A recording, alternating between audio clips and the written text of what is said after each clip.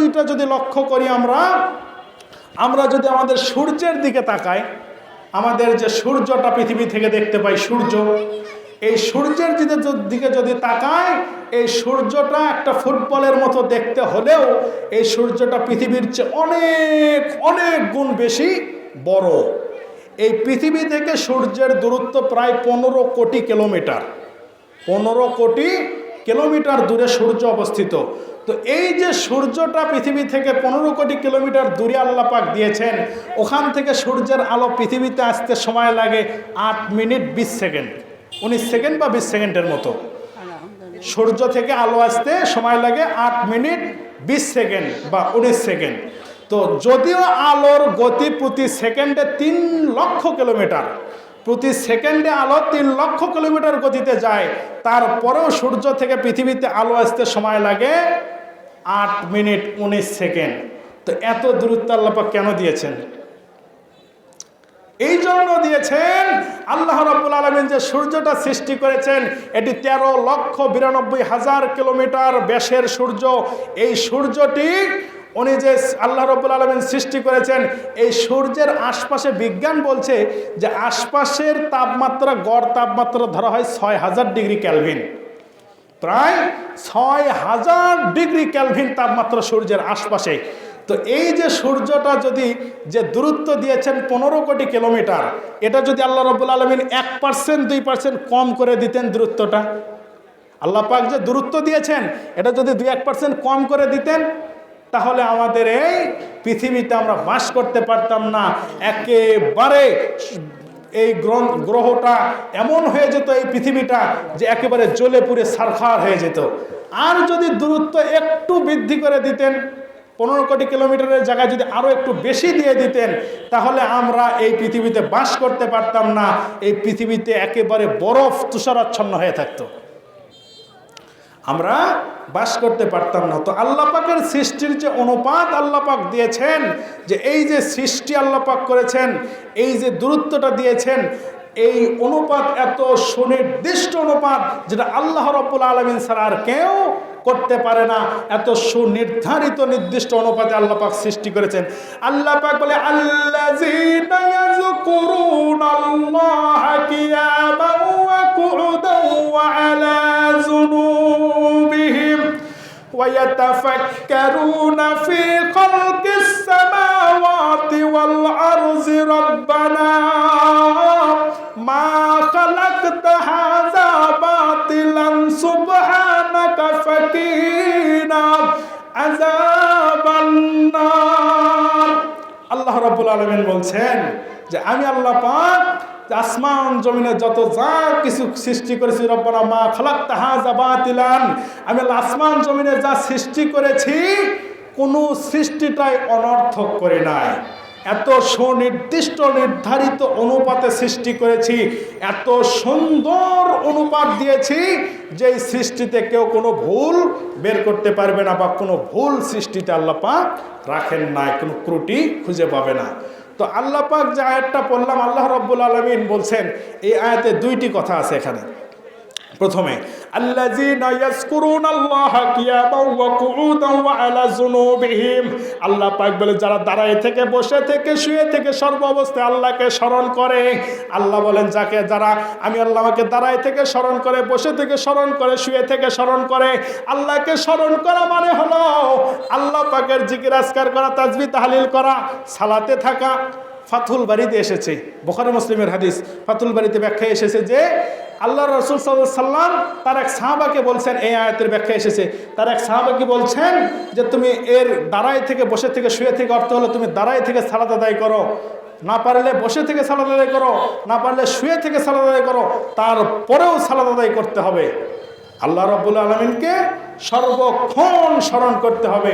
আল্লাযীনা ইয়াযকুরুনাল্লাহা কিয়ামান ওয়া কুউদান ওয়া আলা যুনুবিহিম, সর্ব অবস্থায় দাঁড়ায় থেকে, বসে থেকে, শুয়ে থেকে সব সময় আল্লাহকে স্মরণ করো। এরপরে বললেন যে আমি আল্লাহ যে আসমান জমিনে যত যা কিছু সৃষ্টি করেছে, এই সৃষ্টি নিয়ে চিন্তা ভাবনা করো, গবেষণা করো। এই আয়াত দ্বারা বোঝা যায় যে ইবাদত 2 ধরনের বললেন আল্লাহ পাক। 1 নম্বর বললেন যে দাঁড়াই থেকে, বসে থেকে, শুয়ে থেকে সর্ব অবস্থায় আমি আল্লাহ আমাকে স্মরণ করো। আর দ্বিতীয়তে বললেন যে আমি আল্লাহ আমার যা সৃষ্টি আছে সৃষ্টি নিয়ে চিন্তা ভাবনা গবেষণা করো। আমি আল্লাহ আমার সৃষ্টি নিয়ে চিন্তা ভাবনা করো, গবেষণা করো। এটা একটি আমল, এটা একটি ইবাদত। আল্লাহর সৃষ্টি নিয়ে চিন্তা ভাবনা করো, গবেষণা করো, এটা একটি ইবাদত। কিন্তু আমরা এই ইবাদত থেকে অনেক দূরে, আমরা এই ইবাদত থেকে অনেক দূরে।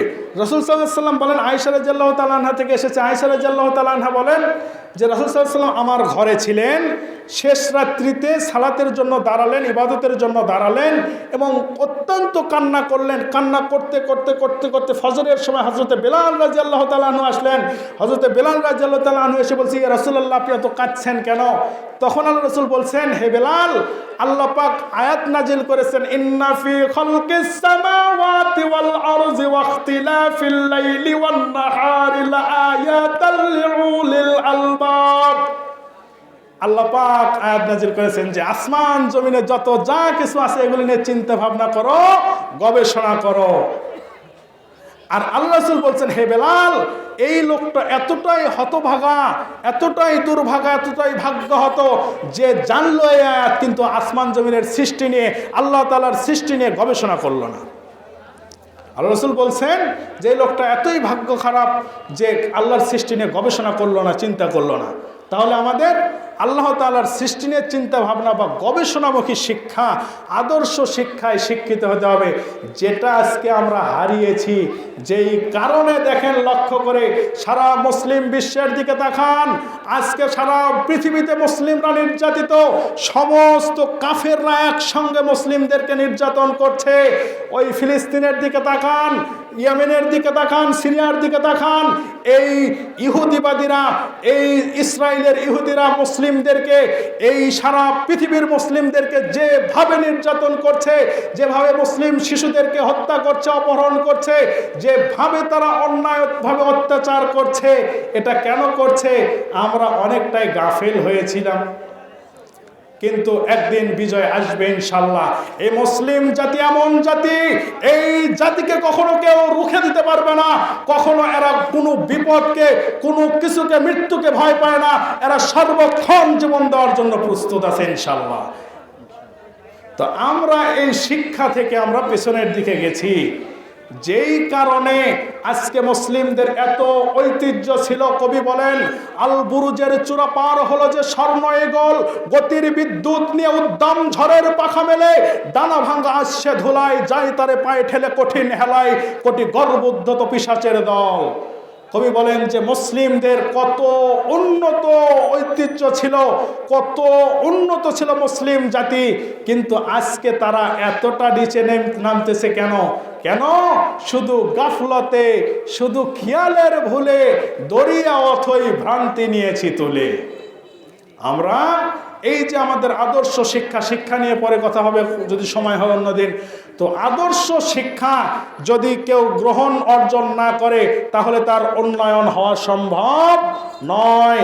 কারণ প্রথমে বলছিলাম যে যে ব্যক্তি জ্ঞানী আর যে ব্যক্তি মূর্খ তারা কোনোদিন সমান হতে পারবে না, কোনো দিন সমান হতে পারবে না। কবি বিশ্বনন্দিত কবি শেখ সাদি বলেন, দিলাগার খিরত মন্দি অহশিয়ার, মুকুন সোহবত জাহেলা ইখতিয়ার, যে জাহেল গুরি জিন্দা চুতির বাস, নিয়ামি খাতা চুষ কর শিরে বাস। কবি বলেন যে হে শিক্ষিত জন আর মূর্খ জন, দুইজন এতটাই ভিন্ন। কবি বলেন যে হে শিক্ষিত জন, তোমরা মূর্খের সাথে মিশে যেও না, যেমন ভাবে চিনির সাথে পানি মিশে যায় এমন ভাবে মিশে যেও না। কবি বলেন তোরা আজ দাহা গারবুয়াত ইয়ার গার, আজ বে কেহু জাহেল বুয়াদ গঙ্গে সার। কবি বলেন মূর্খের সাথে সম্পর্ক করো না, মূর্খের সাথে চলো না। মূর্খকে, যার দিনই জ্ঞান নেই, দিনই এলেম নেই। সবাই একটু পেছনের জায়গা, পেছনের লোকদেরকে বসার জায়গা করে দিন, একটু সামনের দিকে আগায় আসবেন, সামনের দিকে একটু এগিয়ে এসে পেছনে একটু অন্য ভাইকে বসার সুযোগ করে দেবেন। আর মা বোনদের মধ্যে একটু সামনের দিকে চেপে বসে সামনের দিকে আগায় আসবেন, আগায় বসে পেছনে যারা আছে তাদেরকে একটু বসার সুযোগ করে দেবেন, আর একটু চেপে বসে জায়গা করে দেবেন অপর এক বোনকে বা অপর এক মা জানকে। বলছিলাম আল্লাহ রব্বুল আলমিনের সৃষ্টি নিয়ে কথা বলছিলাম। আল্লাহ রব্বুল আলমিনের সৃষ্টি কোনো ত্রুটি আল্লাহ পাক রাখেন নাই, কোনো বিচ্যুতি রাখেন নাই, কোনো ভুল আল্লাহ রব্বুল আলমিন রাখেন নাই। সূর্যের কথা বলেছি। এরপরে যদি একটু লক্ষ্য করি আমরা চাঁদের দিকে চন্দ্রের দিকে যদি তাকাই, আমাদের এই পৃথিবী থেকে চাঁদের দূরত্ব 2,38,857 মাইল দূরত্ব চাঁদের এই পৃথিবী থেকে। তো আল্লাহ রব্বুল আলমিন পৃথিবীর একমাত্র উপগ্রহ চাঁদ, এই চাঁদ এবং পৃথিবীর মাঝে এই দূরত্ব কেন দিলেন? এতটা দূরত্ব এত সুন্দরভাবে দিয়েছেন। যদি লক্ষ্য করেন যে এই পৃথিবী এবং চাঁদের এই দূরত্ব দিয়েছেন, এই চাঁদটাকে যদি আল্লাহ পাক একটু কাছের দিকে আনতো, বিজ্ঞান বলছে যদি চাঁদটাকে কাছের দিকে নিয়ে আনা হয় তাহলে সারা পৃথিবী বন্যায় ভেসে যেত। অর্থাৎ জোয়ার ভাটা ছাত্ররা যারা পড়েছে, জোয়ার ভাটা এটা চাঁদের আকর্ষণে হয়। চাঁদ যদি কাছে আসে তখন জোয়ার আসে, ভাটা হয়, এটা চাঁদের কারণে হয়। তো আল্লাহ রাব্বুল আলামিন যদি চাঁদের দূরত্বটা কমায় দিতেন তাহলে সারা পৃথিবী বন্যায় ভেসে যেত, ওভারফ্লোতে ভেসে যেত। আর যদি দূরত্বটা বেশি করে দিতেন তাহলে আমরা পানি তুলতে পারতাম না। নিচ থেকে যে টিউবওয়েলে পানি পান করি, টিউবওয়েল থেকে পানি ওঠাই, সাবমার্সিবল পাম্পে পানি ওঠাই, এই পানিটা ওঠাতে পারতাম না যদি দূরত্বটা বেশি হতো। তো আল্লাহ রাব্বুল আলামিন এত সুনির্দিষ্ট নির্ধারিত অনুপাতে সৃষ্টি করেছেন। আল্লাহ বলে হুয়াল্লাযী খালাকাস সামাওয়াতি ওয়াল আরযা বিল হক। আল্লাহ পাক বলে আমি আল্লাহ আসমান জমিনে যত যা কিছু সৃষ্টি করেছি সুনির্দিষ্ট অনুপাতে সৃষ্টি করেছি, নির্ধারিত অনুপাতে সৃষ্টি করেছি।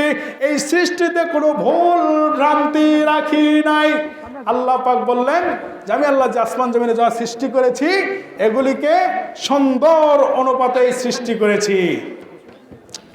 এরপরে যদি আর একটু দুই একটা সৃষ্টির দিকে আমরা লক্ষ্য করি তাহলে কি আল্লাহ রাব্বুল আলামিন সৃষ্টি করেছেন আমাদের এই যে এই বায়ুমণ্ডল রয়েছে, বায়ুমণ্ডল বাতাস, এই বায়ুতে বাতাসের মধ্যে বায়ুতে অক্সিজেন আছে, কার্বন ডাইঅক্সাইড আছে, নাইট্রোজেন আছে। তো এই যে আল্লাহ পাক অক্সিজেন দিয়েছেন এবং নাইট্রোজেন দিয়েছেন দুটার মধ্যে অনুপাত বিজ্ঞান বলছে যে অক্সিজেন এবং নাইট্রোজেন 1:4, অর্থাৎ 4 ভাগ নাইট্রোজেন দিয়েছেন এবং 1 ভাগ অক্সিজেন দিয়েছেন। আমাদের এই বাতাসের মধ্যে 4 ভাগ নাইট্রোজেন 1 ভাগ অক্সিজেন দিয়েছে আমাদের এই বাতাসের মধ্যে বা বায়ুমণ্ডলে। কেন দিলেন? আমরা অক্সিজেন গ্রহণ করি, সবাই জানেন আমরা অক্সিজেন গ্রহণ করি, কিন্তু আল্লাহ রাব্বুল আলামিন কেন অক্সিজেনটা কম দিয়ে নাইট্রোজেনটা বেশি দিলেন? যদি এটা উল্টো হতো, একটু চিন্তা করি, যদি উল্টো হতো যে অক্সিজেনটাই 4 ভাগ আর নাইট্রোজেনটাই 1 ভাগ, উল্টো হতো তাহলে কি হতো? কোথাও যদি আগুন লাগতো, আজকে বিজ্ঞান বলছে কোথাও যদি আগুন লাগতো তাহলে সে আগুন কেউ নিভাতে পারতো না। যদি কোথাও আগুন লাগতো তাহলে অক্সিজেনের দরুন অতিরিক্ত অক্সিজেন থাকাতে আগুন লাগলে কেউ নিভাতে পারতো না। আর যে গাছপালা আছে এই গাছপালাগুলি বাঁচতে পারতো না নাইট্রোজেনের অভাবে। তো আল্লাহ রাব্বুল আলামিন এই যে অক্সিজেন এবং নাইট্রোজেন এই অনুপাতটা দিয়েছেন, দিয়ে কত সুন্দরভাবে সৃষ্টি করেছেন। আল্লাহ বলে খালাকাল্লাহুস সামাওয়াতি ওয়াল আরযা বিল হক। ও বান্দারে আমি আল্লাহ আসমান জমিনে যত যা কিছু সৃষ্টি করেছি, আমি আল্লাহ যত কিছু সৃষ্টি করেছি সমস্ত সৃষ্টি তোমাদের কল্যাণে সৃষ্টি করেছি। এই সৃষ্টিতে কোনো ভুল রাখি নাই, এই সৃষ্টিতে কোনো ত্রুটি রাখা হয় নাই। এই সৃষ্টিটা সঠিক অনুপাতেই সৃষ্টি করেছি, নির্ধারিত নির্দিষ্ট অনুপাতে আমি আল্লাহ সৃষ্টি করলাম।